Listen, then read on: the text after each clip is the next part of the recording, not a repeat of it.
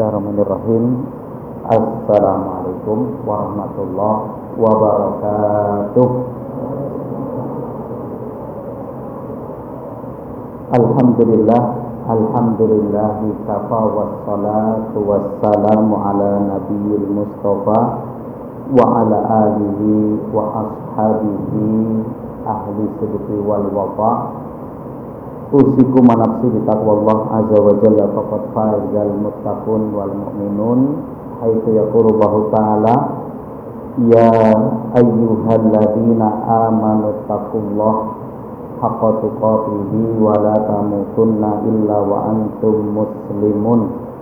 Wa qala ya ayyuhalladzina amanu taqullaha wa qulu qawlan sadida yuslih lakum a'malakum wa yaghfir lakum dzunubakum wa may yuti'illaha wa rasulahu faqad faza fawzan 'azima.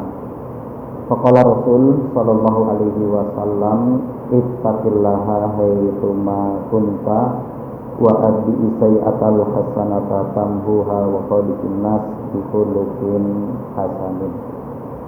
Kaum muslimin dan muslimat, Bapak Ibu rahimakumullah, dan yang kami hormati Bapak RT yang dapat hadir pada kesempatan ini, dan alhamdulillah juga artinya melalui bantuan beliau kegiatan kita dapat berjalan.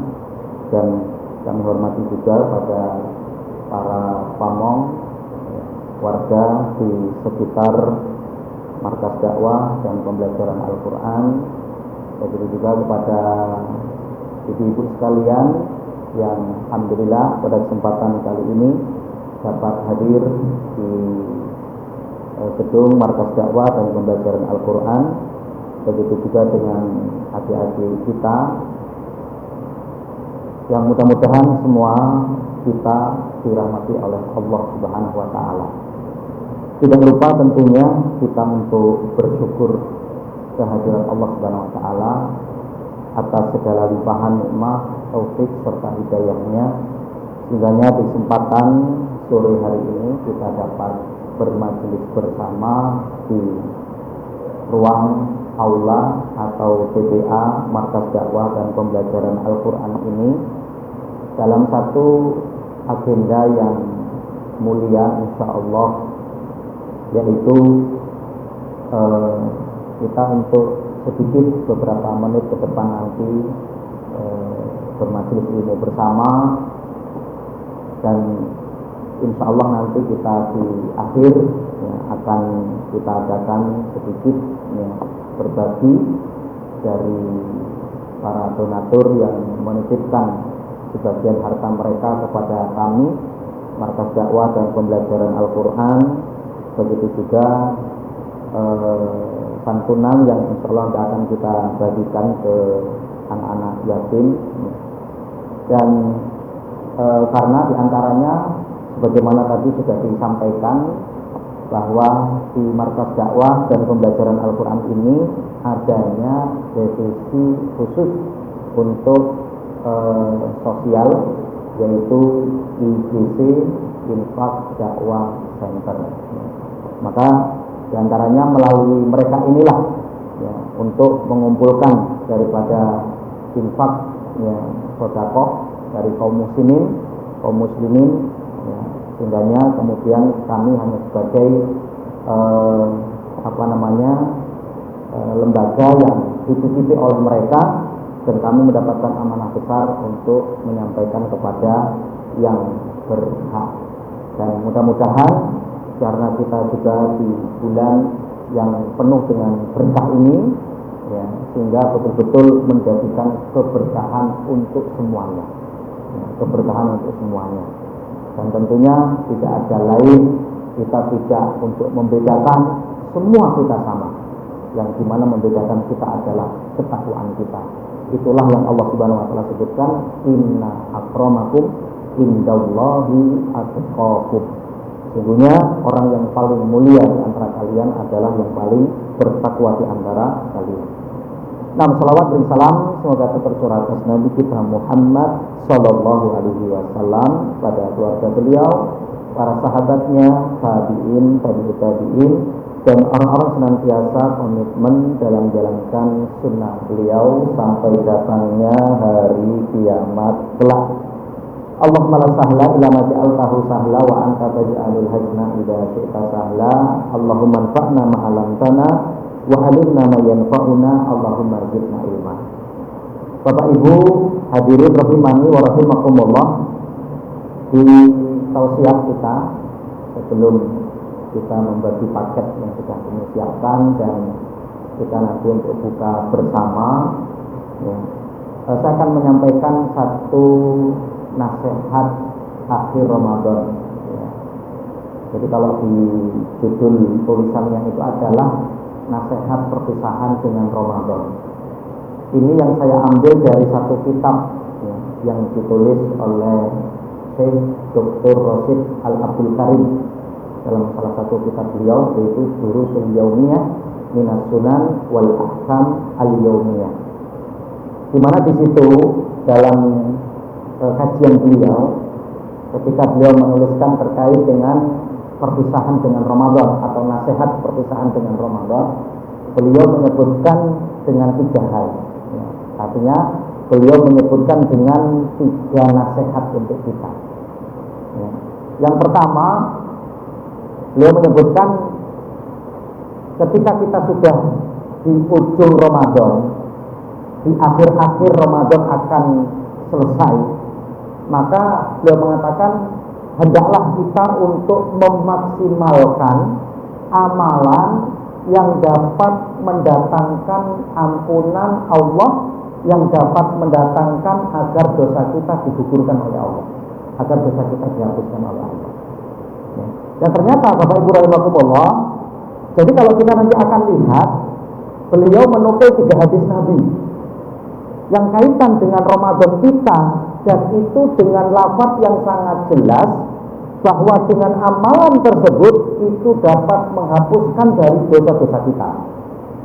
Hadis yang pertama, beliau menukil hadis Nabi Shallallahu Alaihi Wasallam di dalam Imam Muslim, ketika Rasul Shallallahu Alaihi Wasallam mengatakan, "Man shoma Ramadana imanan wa ihtisaban, ghufira lahu ma taqaddama min dzambi." Barang siapa yang berpuasa di bulan Ramadan, berangkatnya karena iman dan mengharap pahala di sisi Allah, maka akan diampuni dosa-dosa yang telah lalu, ya. Jadi di sini jelas Allah akan mengampuni dosa-dosa yang telah lalu dengan apa?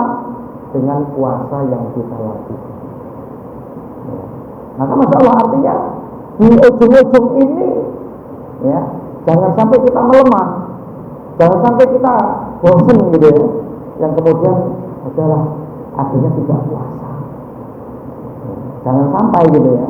Karena masya Allah Bapak Ibu rahimahumullah, ya, artinya bahwa Allah Subhanahu Wa Taala sudah menyiapkan bagi kita orang yang berpuasa, yang ciri khususnya orang berpuasa itu lapar, ciri khususnya orang berpuasa itu haus, ciri orang yang berpuasa itu badannya lemas, gitu.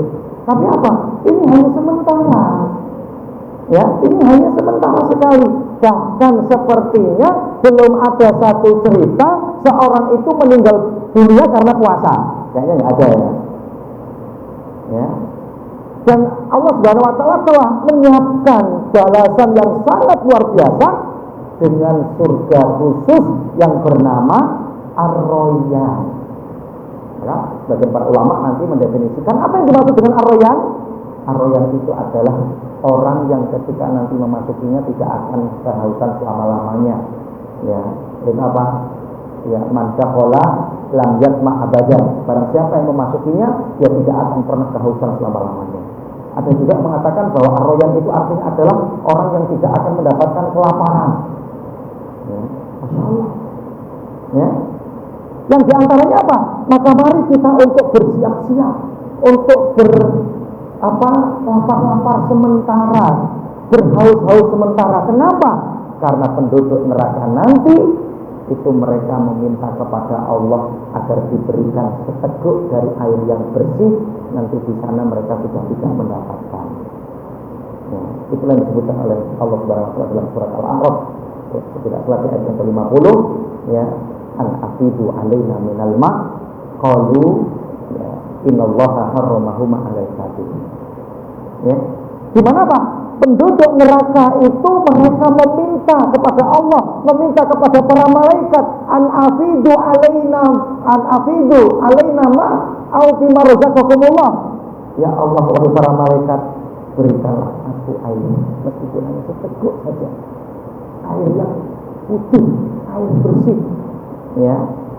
Atau apa yang akan engkau berikan rezeki kepada kami? Tapi apa kata Allah dan kata para malaikat? Innallaha harramahuma 'alal kafirin. Allah mengharamkan minuman itu untuk orang-orang kafir. Ya. Kenapa? Untuk siapa? Untuk orang kafir, untuk orang yang ketika dulu di dunia tidak siap untuk berlapar-lapar dengan perintah Allah agar ya dapat melaksanakan puasa. Toh bahwa lapar kita sebentar, haus kita sebentar. Nah, ini gimana Pak? Yang pertama kaitan dengan puasa. Kemudian yang kedua yaitu kaitan dengan apa? Yang kedua adalah kaitan dengan sholat tarawih kita. Yang karenanya apa? Jangan sampai tinggal beberapa hari ini sholat tarawih kita kosong, sholat tarawih kita ada yang bolong. Karena apa? Rasulullah mengatakan man qama ramadhana imanan wa ihtisaban ya ghufirallahu ma taqaddama min dzambi.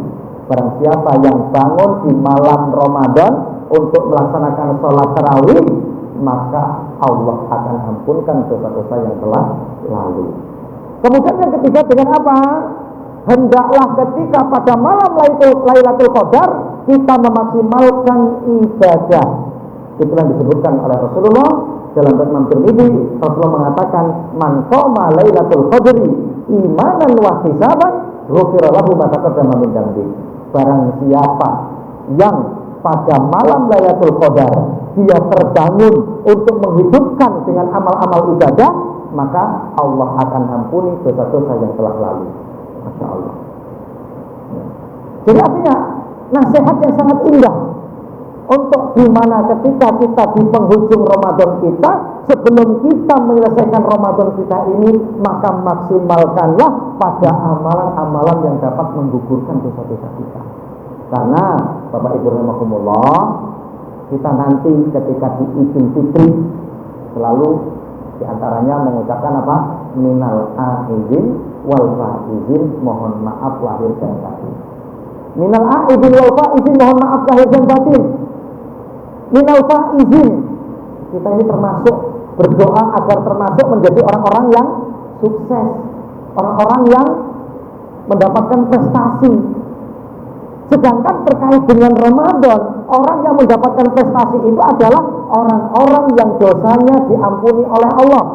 Sedangkan orang yang tidak berprestasi adalah yang dia bertemu dengan Ramadan tapi binasa karena dosanya tidak diampuni oleh Allah.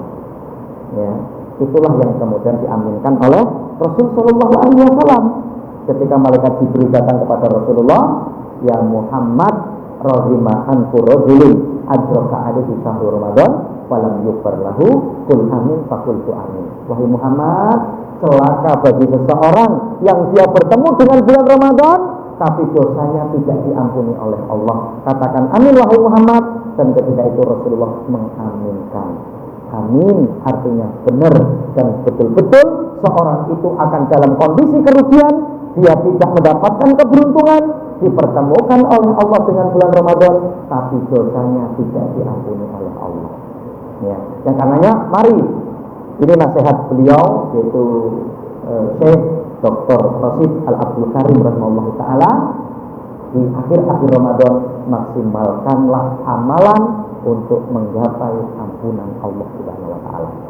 Ini yang pertama. Kemudian yang kedua, beliau menasihatkan kepada kita, hendaklah amal yang sudah dilakukan di bulan Ramadan, ibadah yang sudah dilazimi pada bulan Ramadan untuk dilanjutkan setelah keluar dari Ramadan. Masya Allah. Ya, maka ada nasihat para ulama mengatakan apa? Kunu robbaniyin.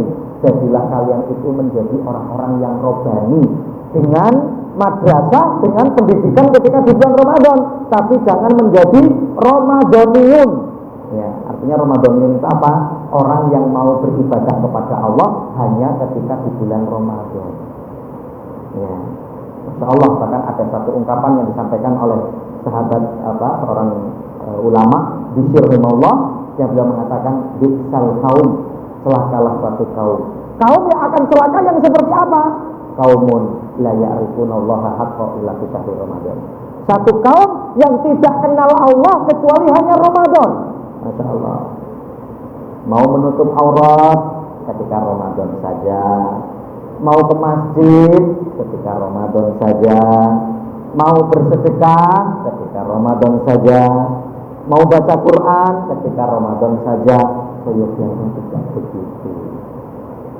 Kenapa? Karena kita harus menjaga amal kita. Karena ketika amal kita terjaga, maka ketika dari salah satu ketika kita istiqomah dalam beramal itu, Allah menjemput kita, mengambil nyawa kita, maka niscaya kita meninggal dalam kondisi husnul khotimah. Karena apa yang dikatakan oleh Rasulullah dalam riwayat Imam An-Nasa'i, Rasulullah mengatakan innamal a'malu bikhawatimiha. Sesungguhnya amal kita yang akan dilihat oleh Allah itu adalah di penghujung kita. Ketika kita diambil nyawa kita oleh Allah, kita sedang ngapa? Beberapa jam sebelum itu kita ngapa? Jangan sampai ketika kita setelah Ramadan selesai, kita pun selesai dari amal, 1 bulan 2 bulan berikutnya Allah menjemput nyawa kita dalam kondisi sedang jauh dari Allah. Falqiyadidin. Kita berlindung kepada Allah dari kondisi itu. Karena perintah Allah Subhanahu wa taala pun Allah Subhanahu wa taala sebutkan dalam surat Al-Hijr ayat 99, Allah mengatakan wa'bud rabbaka hatta ya'tiyakal yaqin. Dan beribadahlah kamu kepada Allah sampai datang keyakinan kepadamu. Dan yang dimaksud dengan yakin itu adalah al-maut, yaitu kematian. Artinya apa? Beribadahlah kamu kepada Allah Subhanahu wa taala sampai datang kematian. Maka sahabat Abdullah bin Mas'ud mengatakan begitu, innallaha lam yaj'al li amalil mu'min ajalan dunal maut. Sesungguhnya Allah tidak pernah membuat batasan seorang mukmin untuk beramal kecuali kematian. Kita ini tidak ada libur amal, kecuali ibu-ibu, kecuali perempuan, karena ada rutinitas bulanannya. Ya, ketika kita mendapati seorang wanita tidak berpuasa, kita berhusnudon, sedang halangan. Seorang wanita tidak sholat, sedang halangan. Tapi itu, Mas, kok nggak puasa? Sedang halangan, doain aja biar halangan benar. Ya, memang enak gitu ya, dapat halangan gitu ya, dapat haid itu memang enak gitu ya. Ya kok nggak puasa? Ngomong sedang halangan, nggak sholat, sedang halangan, itu mana? Ya, padahal Allah sangat jelas, Rabb kita, Tuhan kita, Ilah kita, yang memberi rezeki kita, yang memberi kesehatan kepada kita, yang memberikan keturunan kepada kita, mengatakan kepada kita, wa'bud rabbaka hatta ya'tiyakal yaqin. Beribadahlah kamu kepada Allah sampai datang kematian kepadamu. Ini nasihat yang kedua yang beliau sampaikan. Kemudian nasihat yang ketiga, yang terakhir, kita sambil lepaskan Bapak Ibu ya, Insya Allah ya, Insya Allah ini berkah, Insya Allah juga mudah-mudahan kita bersabar akan mendapatkan pahala di sisi Allah. Di mana kemudian yang ketiga nasihat beliau, Syekh Dr. Rasid Al-Abdul Karim menasihatkan bagi kita di akhir-akhir Ramadan ini. Beliau mengatakan bagi orang-orang yang dapat menjalankan Ramadan dengan benar, maka untuk yaitu apa? Syukuri, kemudian lakukanlah kegembiraan dengan melaksanakan id dan takbiran itu. Itulah yang Allah Subhanahu wa taala sebutkan dalam surat Al-Baqarah di ayat 185-nya, walitukmilul iddata walitukabbirullaha ala ma hadakum la'allakum tashkurun. Ya, hendaklah kalian menyempurnakan bilangan puasa kalian sampai akhir, sampai selesai. Walitukmilul iddata walitukabbirullaha ala ma hadakum. Setelah itu bertakbirlah. Artinya maksud di sini apa? Takbiran. Masya Allah. Maka jangan cegah anak-anak nanti ketika takbiran, bapak-bapak ketika takbiran. Tapi kadang yang dominasi anak-anak ya, bapak-bapaknya jadi pendengar, ibu-ibunya jadi pendengar. Tapi ya harus benar juga. Ya sesekali ya bapak-bapaknya lah. Atau malah jangan pakai tip, ya, suruh takbiran tip. Allahu Akbar, Allahu Akbar, Allahu Akbar. Nah, suruh tipnya. Jangan, kita dari masuk malam 1 Syawal ketika matahari sudah tenggelam sampai ketika nanti khotib naik mimbar, terus jangan putus dari takbiran ketika kita terjaga. Ya, ketika naik kendaraan, ya nggak perlu keras-keras lah, bawa motor semua Allahu Akbar, nggak perlu gitu. Ya, dalam hati, di lisan kita didengar dengan telinga kita saja. Masya Allah, kalau dulu-dulu gitu kan, takbiran itu apa? Oh seneng pokoknya. Itu diantaranya dinanti anak-anak itu kan, bikin apa? Lampu, bapak ibu ya. Kalau di kampung dulu, di kota-kota ya beberapa tahun yang lalu juga kayaknya seperti itu ya. Bawa obor dulu, wah seneng pokoknya. Ya keliling gitu ya. Bahkan ada yang pakai apa? Mobil, pakai motor, konvoy. Masya Allah. Memang untuk kita apa namanya? Ekspresikan kegembiraan ini dengan bentuk itu semua syukur kita kepada Allah. Allah mudahkan bagi kita untuk menjalankan puasa dan menjalankan amaliyah ibadah di dalam bulan Ramadan. Siapa yang akan sedih pada waktu itu? Orang yang tidak maksimal untuk menjalankan puasa dan menjalankan Ramadan. Mereka gigit jari, meskipun secara zahir mungkin dia bahagia, pakai baju baru, pakai kopiah baru, pakai apa namanya, pakai mukena baru, mungkin pakai baju baru, pakai sarung baru, tapi hatinya menangis, malu di hadapan Allah Subhanahu wa taala. Dan kadang pun juga sudah terjadi malu di hadapan manusia. Ya. Mau sholat Id itu malu, sama tetangganya kalau nggak puasa. Ya. Nggak puasa tapi ingin ikut Id. Ya maka ketika itu, dan mudah-mudahan tidak terjadi pada diri kita. Kalau ternyata terjadi pada diri kita, segera kita bertobat kepada Allah. Dan jangan sampai kita ulangi di tahun yang akan datang. Nah ini Bapak Ibu rahimakumullah sebagai satu nasihat ya, apa yang disampaikan oleh Syekh Dr. ya, Rasyid Al-Abdul Karim rahimahullah dalam satu kitab beliau, yang mudah-mudahan dapat menjadi nasihat bagi kita untuk perbaikan pada diri kita.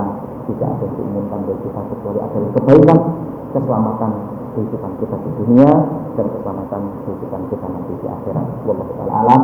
Aku lupa lihada kepaduli walakum walisairil muslimin fi kulli jannil aqtar. Subhanakallahumma bihamdika asyhadu an la ilaha illa anta astaghfiruka wa atubu ilaik. Kurang lebihnya saya mohon maaf. Ada kalimat yang kurang berkenan, saya mohon maaf kepada Bapak dan Ibu sekalian. Kepada Allah Subhanahu wa taala saya mohon ampun. Wabillahi taufiq wal hidayah. Wassalamualaikum warahmatullahi wabarakatuh.